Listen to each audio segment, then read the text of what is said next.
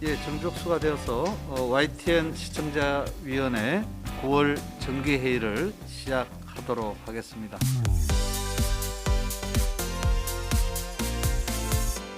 저는 주로 이제 그 경제 뉴스와 관련된 지적이라기보다는 평가 이런 거를 제 소임이라고 생각하고 매번 말씀을 드렸는데요. 전반적으로 봤을 때 지난 4년 동안의 그 YTN의 경제 뉴스는 상당히 많이 업그레이드가 됐다. 저는 그렇게 평가를 합니다.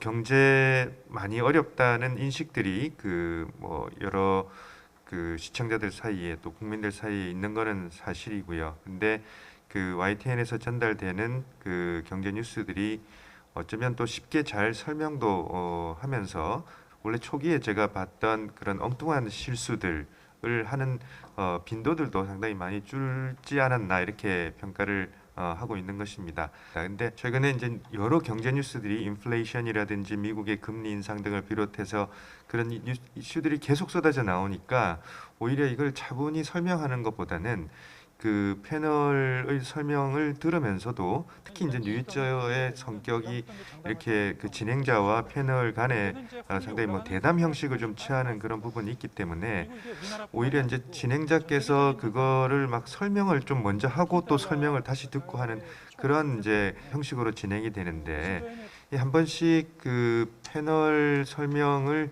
이렇게 끌어내려고 너무 애를 쓰거나 아니면은 좀 억지로 질문하고 억지로 답하는 듯한 느낌이 드는 그런 분위기도 좀 감지가 최근에 되고 있는 것입니다. 그래서 너무 이게 업투데이트된 뉴스를 전달하려고 하기보다는 좀 더 구조적인 설명을 차근차근하게 이렇게 나눠 보는 그런 시간으로 좀 이렇게 뉴이저의 그 경제 관련 부분을 좀 대체를 하면은 좀 그런 수요도 많이 충족될 수 있지 않을까 이렇게 생각이 듭니다.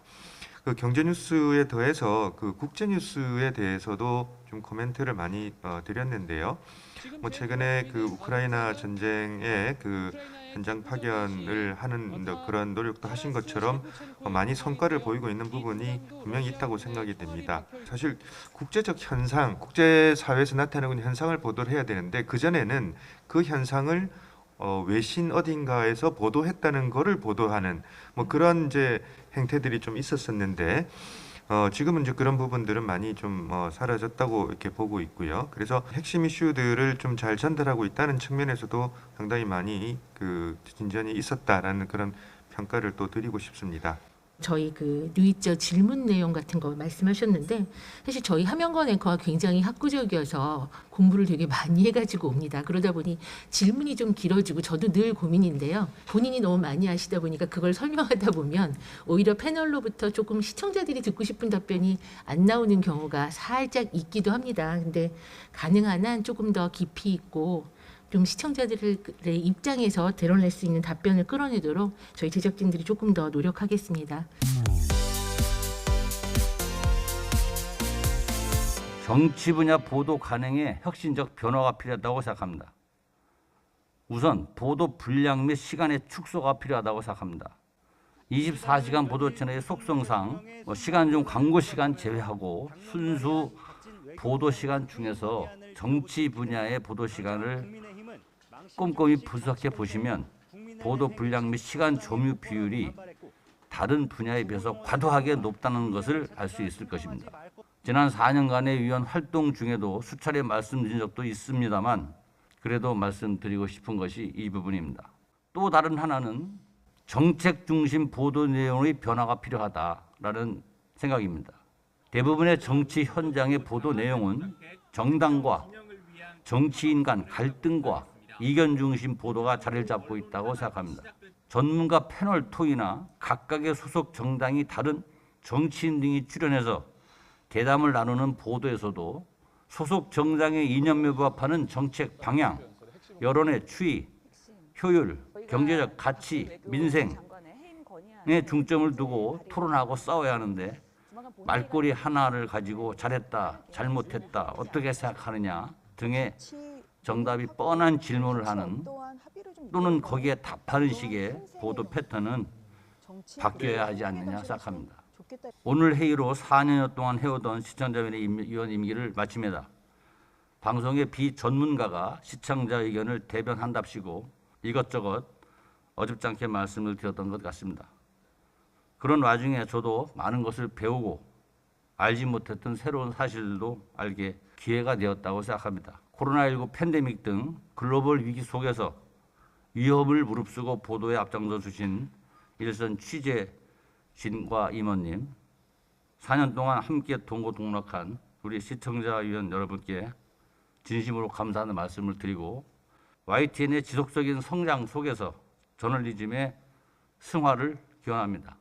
정치 뉴스의 비중을 둘러싼 논쟁은 사실은 회사 안에서 구성원들 사이에서도 일상적으로 이루어지고 있습니다. 근데 여러 가지 저희가 갖고 있는 객관적인 조건 속에서 그 부분에 대한 다양한 시각이 공존하고 있는 게 사실이고요. 그래서 저 개인적으로는 기본적으로 시청자 위원님들이 주셨던 그 문제의식엔 동의합니다만 그 어쨌든 협업을 통해서 보도국을 끌어나가야 되는 입장에서는 좀 더 많은 토론과 고민이 축적되는 과정이 좀 필요하다고 생각이 들고 그런 선에서 일단 양해를 해주셨으면 좋겠고 더 중요하게는 정치 뉴스가 문제가 아니라 그 소재겠죠. 그러니까 다루는 방식의 문제고 갈등과 대립 아니면 권력 투쟁 이런 것들로 점철되어 있는 지금의 보도 관행이 아까 말씀 주신 것처럼 정책 위주의 건설적인 논의를 끌어갈 수 있는 그런 쪽으로 가야 된다는 부분에 대해서는 뭐 100% 공감하고 계속 그 노력을 경주하겠습니다. 전 세계가 물가가 심각하게 오르고 있는 것을 모두 피부로 경험하고 계시잖아요. 저희가 뉴스에서 가장 쉽게 들을 수 있는 것은 우리나라뿐만이 아니라 뉴욕, 런던 등 해외에 가파르게 올라가는 인플레이션 수치, 또 에너지 가격 등에 대한 그런 숫자들 뿐이죠.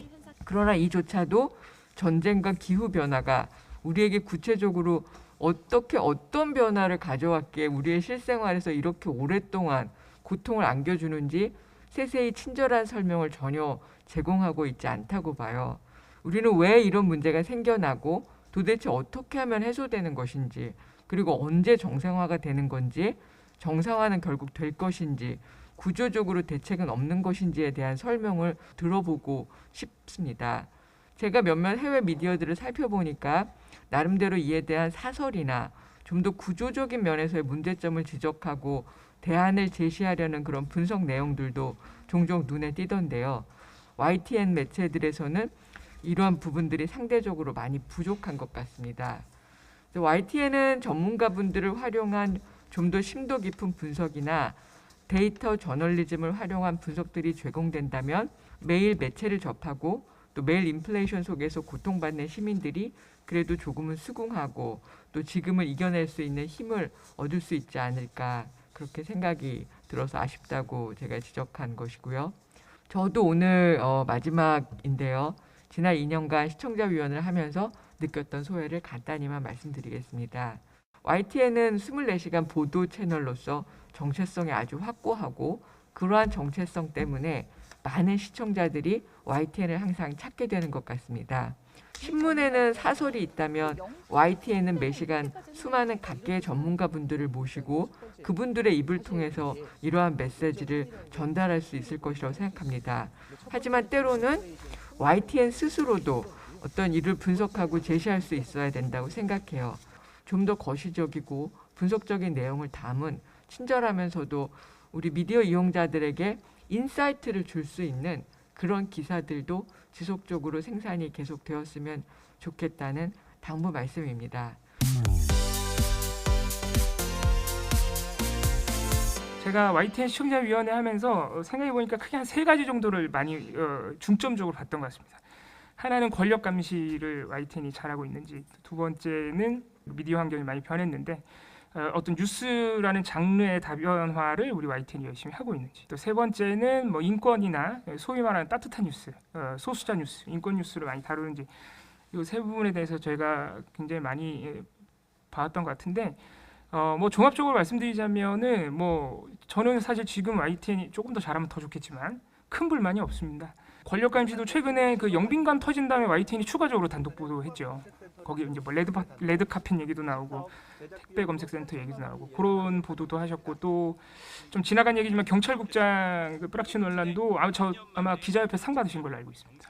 그래서 권력 감시도 여전히 잘하시고 계신 것 같고 인권 소수자는 이 워낙 한국의 정치 뉴스 편향이 전반적으로 돼 있기 때문에 좀 어려운 부분이 있으시지만 뉴스가 있는 저녁 통해서 꾸준히 월간 유의조에서 이번에 동물권 하셨더라고요. 또 이번 달 넘어와서 그래서 다른 매체에서 잘 다루지 않는 인권 뉴스, 소수자 뉴스 해주시고 계시기 때문에 조금 더 확대해 주셨으면 좋겠다 이런 생각도 들고 또 그 뉴스 프로그램의 뉴스 장르의 다변화 특히 YTN 유튜브 시스템이 워낙 잘 갖춰져 있기 때문에 지금과 같이 조금 더 쉽게 뉴스 다가갈 수 있도록 심지어는 사람들이 이게 YTN인지 몰라도 보통 유튜브는 또 그렇잖아요. 유튜브 콘텐츠라는 게 그런 노력을 더 많이 기울여 주셨으면 좋겠습니다. 이게 YTN인지 모르고 봤는데 재밌는 프로그램이 상당히 많거든요. 그 지난 대선 때도 그 래퍼 한 분이 이렇게 인터뷰하고 다니는 프로그램이 있었습니다. 제가 처음에 그걸 우연히 봤을 때는 YTN인지 몰랐거든요. 나중에 이제 보면서 알게 된 것인데 그런 노력을 앞으로도 해주셨으면 좋겠다 이런 생각이 듭니다. 지난번 회의 때 이슈 맵에 대한 말씀을 드렸었는데 제가 그 이슈 맵에 대한 관심을 갖는 것은 지금 현재 상태에 대한 관심보다는 앞으로 이 부분을 좀 어떤 식으로 YTN이 좀 명운을 걸고 좀 키워보면 어떨까라는 그런 생각들 때문입니다. 제가 최근에 외국의 OTT 서비스의 어떤 부침이나 흥망성쇠 이런 부분도 굉장히 관심 있게 보는데 넷플릭스가 1위 자리를 내놓았다라는 뉴스가 지금 나왔습니다. 또 OTT 만족도에 대한 설문 결과가 나왔는데 현저하게 만족도가 떨어지고 있다라고 하는 사실입니다.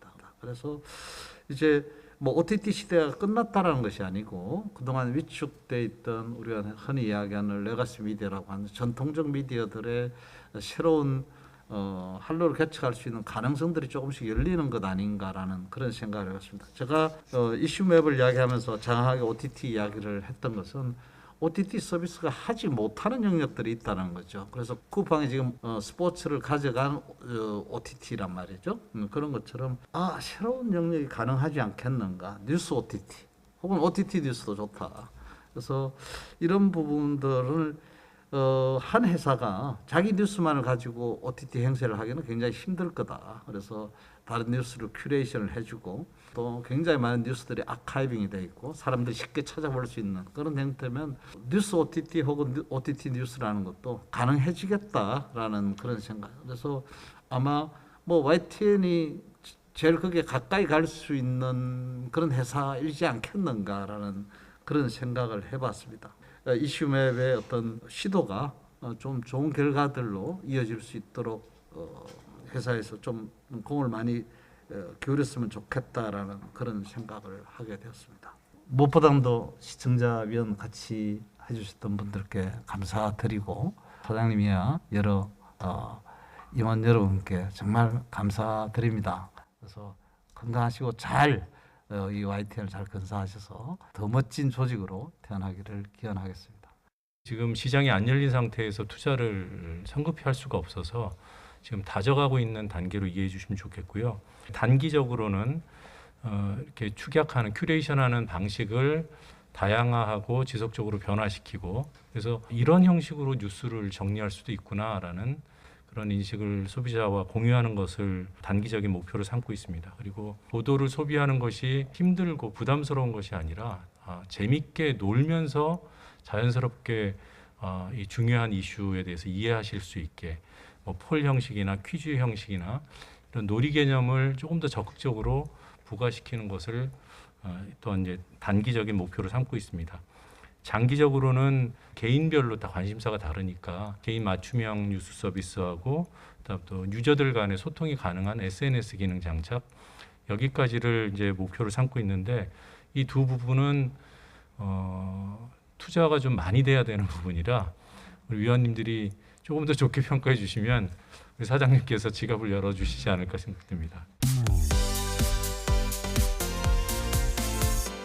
최근에 이제 산지의 쌀 가격이 폭락을 하면서 이제 이런 초과 생산된 쌀을 의무적으로 매입하는 양곡관리법과 관련된 이제 보도가 있었습니다. 보도의 내용을 보면은 최근 이제 고물가 여파 속에서도 산지 쌀 가격이 24.9%나 하락해서 이 쌀 가격이 많이 하락되었다라는 이제 보도가 있었습니다. 그런데 이제 지난해 2월에 YTN 보도를 보게 되면 쌀 가격이 평년 대비 30% 가량 올랐다라는 보도가 있어서 사실 이제 올해 쌀 가격이 굉장히 많이 내려간 것으로 보이나 이것은 올해 현상일 수도 있고 또 이러한 부분들에 있어서 정책적 그런 부분들과 연결해서 분석을 할 때는 이런 평년 가격이라든지 또 여러 해 동안의 그런 가격 추이에 대한 분석들이 같이 병행해서 제공되어야 될 필요가 있다라고 생각이 듭니다.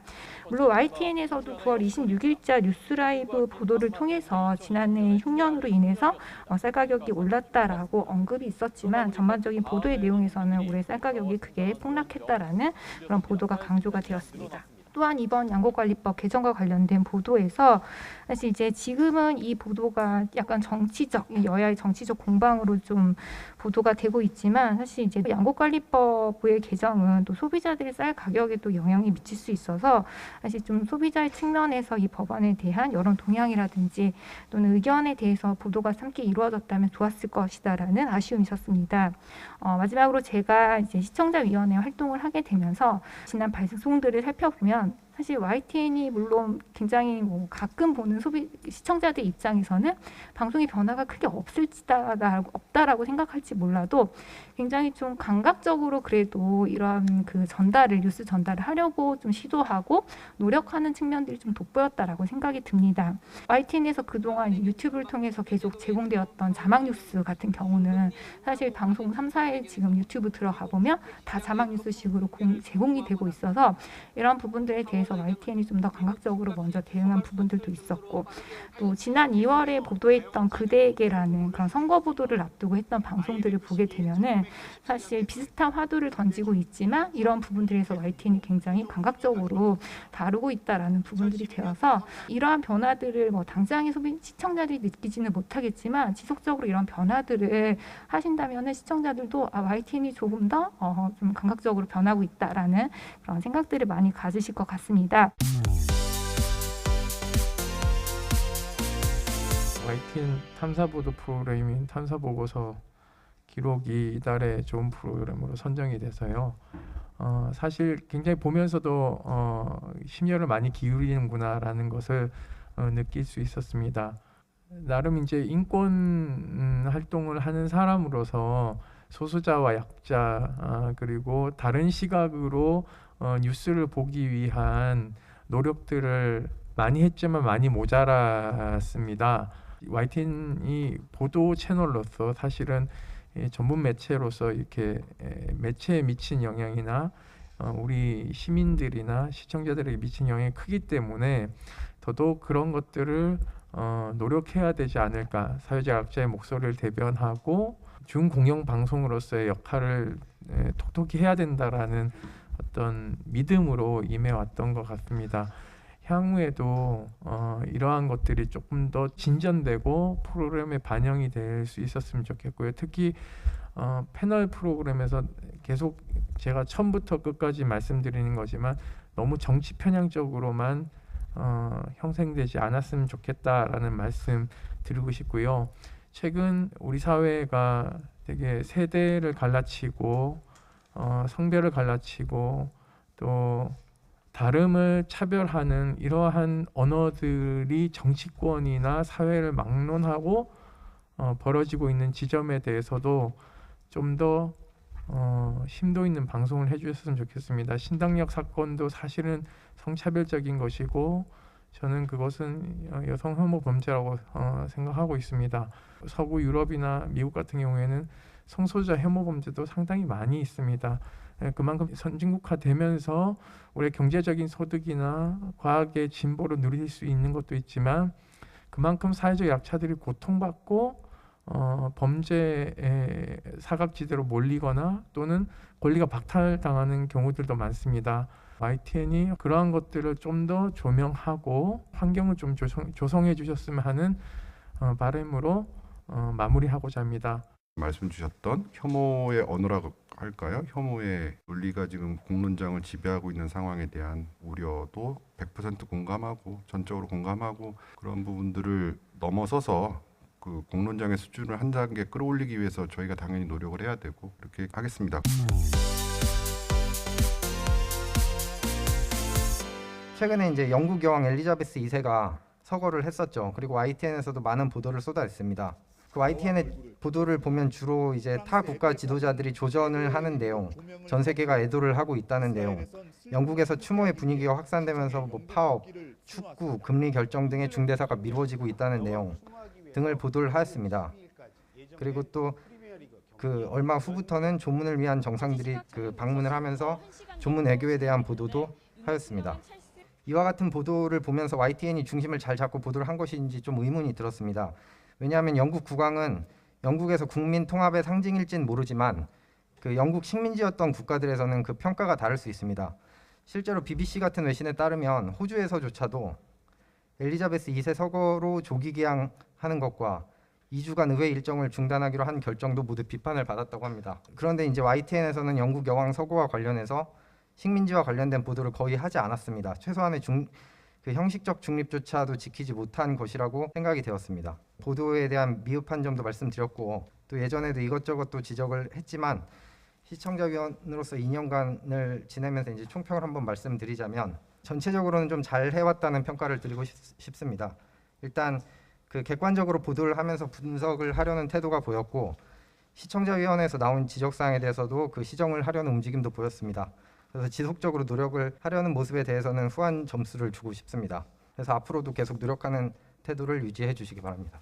뭐 엘리자베스 여왕 문제도 내부에서도 조금 제국주의 시대 유산에 대한 뭐 비판적인 접근이랄까요? 뭐 그리고 입헌 군주제를 둘러싼 다양한 논란 뭐 이런 부분에 대한 조명이 필요하다는 의견도 있고 더 나아가서 그날 장례식을 유의저 시간대였습니다만 어느 비중으로 어떻게 다뤄야 되는지에 대한 고민도 좀 있었는데 결과론적으로 조금 미흡하게 비춰지는 부분이 있는데 제가 누차 말씀드리는 건 이제 지적해 주시는 부분들에 대한 내부에서 고민이 있었다는 걸 자꾸 설명을 드리려고 해요. 그러니까 다음에 기회가 되면 담아낼 수 있도록 노력하겠고 그동안 YTN에서 여러 가지 부족한 점이 많았습니다. 그래서 그런 부족한 점을 시청자위원회를 통해서 시청자분들을 대표해서 항상 애정어린 조언과 고언을 해주신 위원님들께 감사의 말씀을 드립니다.